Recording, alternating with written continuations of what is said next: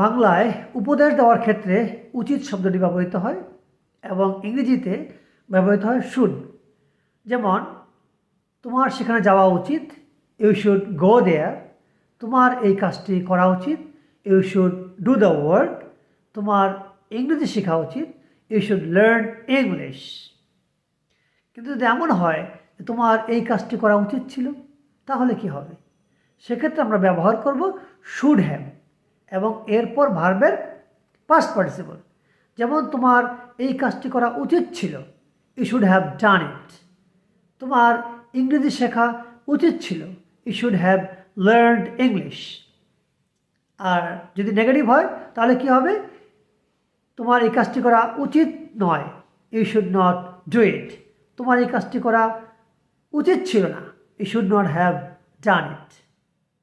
I think you have got this point.